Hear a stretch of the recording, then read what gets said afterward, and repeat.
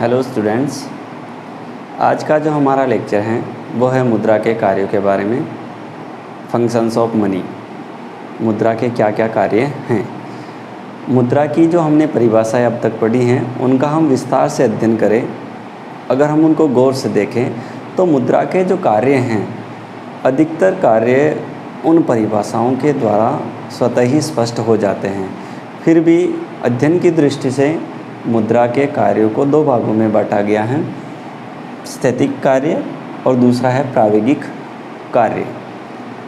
आज का जो हमारा लेक्चर है उसमें हम केवल स्थैतिक कार्य जो हैं उनके बारे में अध्ययन करेंगे। हमारे अगले लेक्चर में हम प्रायोगिक कार्यों का अध्ययन करेंगे। तो देखते हैं स्थैतिक कार्य कौन कौन से हैं मुद्रा के। स्थैतिक कार्यों में जो हैं उन कार्यों को दो भागों में हम बांट सकते हैं। पहला है मुख्य अथवा प्राथमिक कार्य, दूसरा है सहायक अथवा गौण कार्य। इन दो भागों में स्थैतिक कार्यों को बांटा गया है। मुख्य अथवा प्राथमिक कार्य मुद्रा के कौन कौन से हैं? उनमें सबसे पहले आता है विनिमय का माध्यम।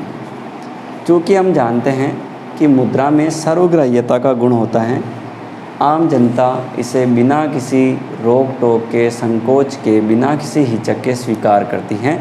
इसलिए मुद्रा जो हैं वो विनिमय के माध्यम का कार्य करती हैं।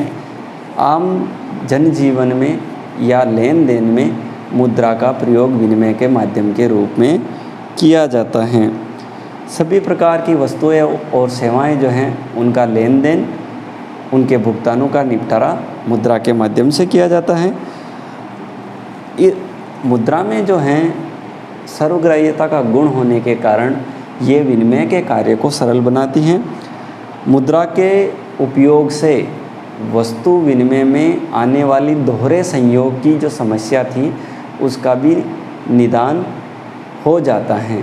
दोहरे संयोग की समस्या से क्या अभिप्राय है कि जैसे किसी एक व्यक्ति के पास चावल है और वह कपड़ा खरीदना चाहता है, लेकिन जो कपड़ा बेचना चाहता है उसे चावल की आवश्यकता नहीं है, तो उन्हें ऐसे संयोग बनाने होते थे कि जो व्यक्ति जो वस्तु देना चाहता है दूसरा व्यक्ति वह लेना चाहता हो और पहले व्यक्ति की आवश्यकता की वस्तु उसके पास हो, तभी वस्तु विनिमय द्वारा जो है लेन देन संभव होता था। तो इस प्रकार एक दोहरे संयोग की जो समस्या थी वो इस मुद्रा के माध्यम से समाप्त हो गई है। दूसरा जो कार्य है मूल्य का मापन।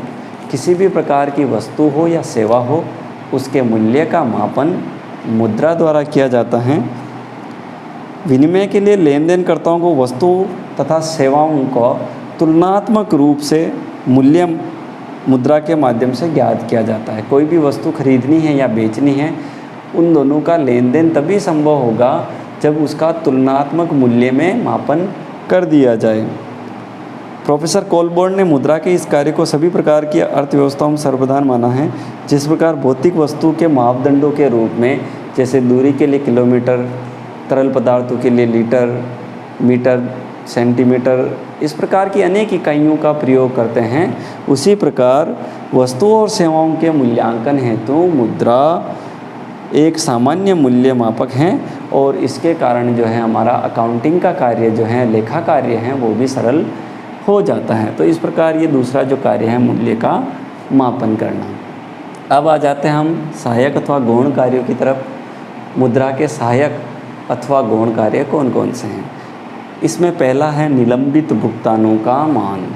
आज की जो अर्थव्यवस्था है संपूर्ण विश्व में, चाहे कोई सा भी देश हो, चाहे वो विकसित हो, अर्धविकसित हो, चाहे विकासशील हो, उन समस्त देशों की अर्थव्यवस्था आज साख पर टिकी हुई है। अनेकों लेन देन आज उधार में किए जाते हैं और उनका भुगतान भविष्य में किया जाता है। तो जो विलंबित भुगतान हैं, उन विलंबित भुगतानों का मान ज्ञात करने का कार्य जो है वो मुद्रा से किया जाता है। उधार लेन देन में भुगतान का निर्धारण मुद्रा से निश्चित किया जाता है, क्योंकि मुद्रा में सर्वग्राह्यता का गुण होता है, टिकाऊपन का गुण होता है। इस कारण दूसरी वस्तु की अपेक्षा मूल्य में तुलनात्मक स्थिरता पाई जाती है। इस तरह मुद्रा भावी भुगतानों का आधार अथवा स्थगित भुगतानों के मान का कार्य तभी उचित तरह से कर सकती है, जबकि उसके मूल्य में सामान्यतः स्थायित्व रहे।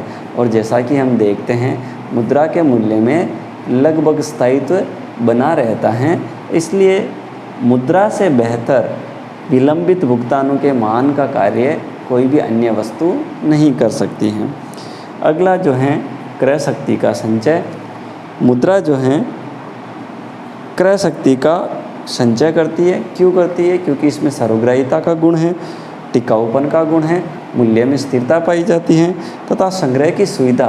कितनी भी मुद्रा हो उसे संग्रह करना आसान है। अपन चाहे तो उसे बैंक में जमा करवा सकते हैं और अन्य माध्यमों से भी उसे संग्रहित कर सकते हैं, तो इसका संग्रहण अत्यंत आसान है। अन्य वस्तु की अपेक्षा मुद्रा के रूप में क्रय शक्ति का संचय सरल और सुविधाजनक होता है। मुद्रा भावी भुगतानों का आधार भी है। अतः मनुष्य की स्वाभाविक दूरदर्शी प्रवृत्ति ने भविष्य की आवश्यकताओं की पूर्ति एवं विपदाओं की सुरक्षा के लिए वर्तमान आय में से कुछ आय भविष्य के लिए बचाकर रखने के लिए प्रेरित किया है। मुद्रा के इस कार्य के कारण ही आज बड़ी मात्रा में पूंजी का संचय संभव हो पा रहा है। और अगला जो कार्य है मूल्य हस्तांतरण का साधन। मुद्रा ने विनिमय के क्षेत्र को विस्तृत कर दिया है तथा उत्पत्ति के साधनों को गतिशीलता प्रदान करी है। मुद्रा ने मूल्य हस्तांतरण को बहुत ही सुविधाजनक बना दिया है। किस प्रकार मुद्रा ने मूल्य हस्तांतरण को सुविधाजनक बनाया? माना कि कोई व्यक्ति है, वह गांव से शहर में जाना चाहता है, तो वह अपनी गांव में समस्त संपत्ति जो है उसको बेचकर मुद्रा के रूप में उसका मूल्य प्राप्त कर लेता है और उसके पश्चात उसी मूल्य से वह शहर में जाकर संपत्ति खरीद सकता है। जो उसे आवश्यक है वो संपत्ति क्रय कर सकता है। ये कार्य मुद्रा के कारण ही संभव होता है, क्योंकि मुद्रा विनिमय का माध्यम, मूल्य का मापक तथा क्रय शक्ति संग्रह का साधन होने के कारण साथ साथ मूल्य हस्तांतरण का साधन भी है। मूल्य को हस्तांतरित करने में भी सुविधा रहती है। तो इस प्रकार ये थे मुद्रा के स्थैतिक कार्य, जिनको हमने दो भागों में मुख्य अथवा दूसरा जो था वो गौण कार्य बांटकर हमने अध्ययन किया।